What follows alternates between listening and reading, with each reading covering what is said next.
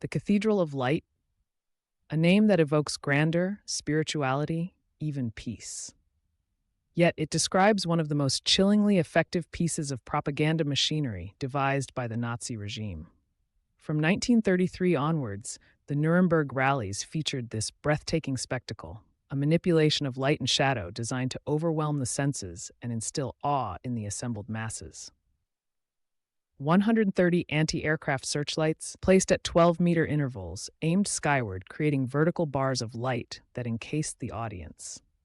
This was the Lichtdom, conceived by Albert Speer, Hitler's architect, for the Zeppelinfeld, a purpose-built arena designed to accommodate over 300 Zerosen participants. Speer himself described the effect as a vast room with the beams serving as mighty pillars of infinitely light outer walls.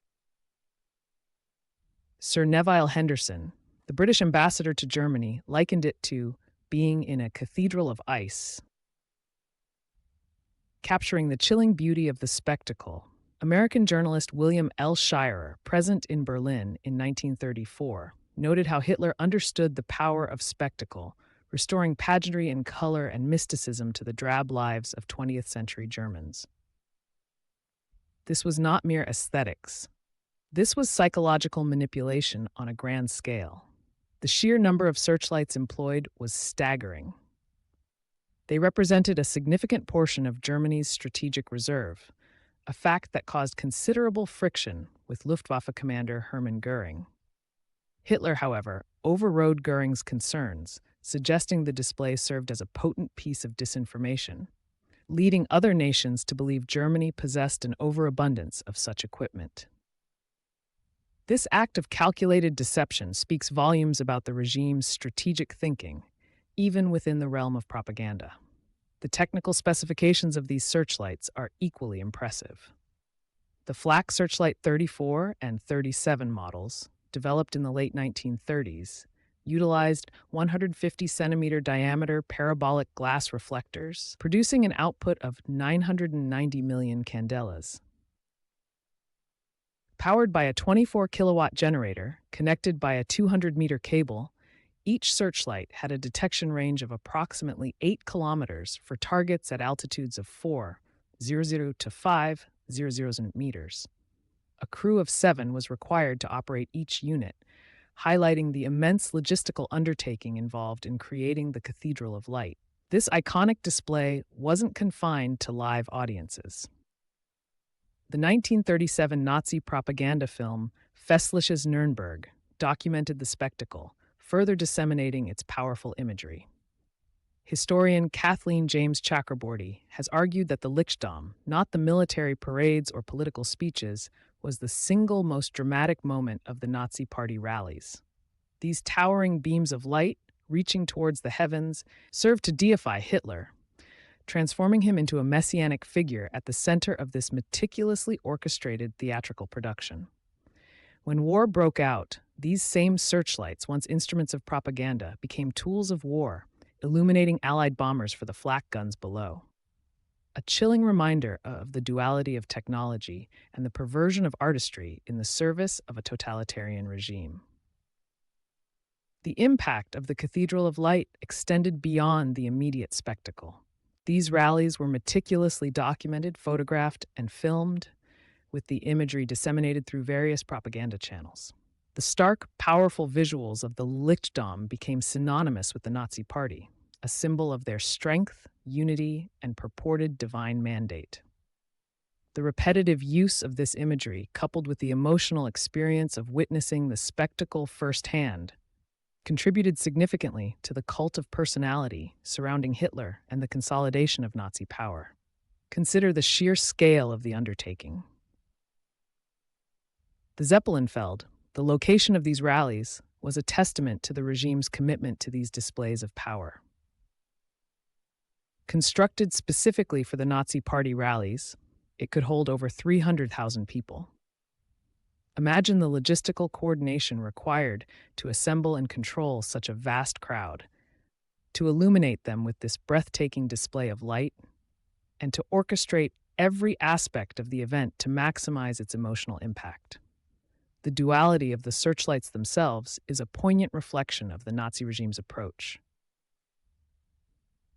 Objects designed for illumination, for revealing what is hidden in the darkness, were repurposed as tools of destruction. The same beams that created the awe-inspiring Cathedral of Light were later used to hunt down Allied bombers in the night sky, their brilliant beams becoming harbingers of death. This transformation underscores the chillingly pragmatic nature of the Nazi regime, their willingness to adapt and utilize any means necessary to achieve their objectives. The legacy of the Cathedral of Light is complex. It stands as a testament to the power of spectacle and the manipulative potential of carefully orchestrated propaganda. It serves as a warning against the seductive nature of grand displays of power and the importance of critical thinking in the face of such displays. These rare photographs, capturing the eerie beauty of the Lichtdom, offer us a unique glimpse into the heart of Nazi propaganda, reminding us of the dark side of human ingenuity and the enduring need to remain vigilant against those who would manipulate our emotions for their own ends. Beyond the technical marvels and the sheer scale of the Cathedral of Light, we must consider its human impact. Those who stood within that radiant enclosure, surrounded by the towering walls of light, experienced something profoundly affecting. The shared experience, the sense of belonging to something larger than themselves, the awe-inspiring spectacle, all contributed to a powerful emotional response. This carefully orchestrated emotional manipulation was central to the Nazi Party's strategy. It fostered a sense of unity and unquestioning loyalty, paving the way for the acceptance of increasingly radical ideologies. The Nuremberg rallies, with the Cathedral of Light as their centerpiece, were not isolated events. They were part of a broader propaganda campaign that permeated every aspect of German society. From film and radio to newspapers and public gatherings, the Nazi message was constantly reinforced, creating an echo chamber that drowned out dissenting voices. The rallies served as a focal point, however, a culmination of this relentless propaganda effort, solidifying the party's grip on the nation's psyche. The fact that these rallies were held annually underscores their significance. They were not mere celebrations, they were rituals, carefully designed to reinforce the Nazi ideology and strengthen the bond between the party and the people.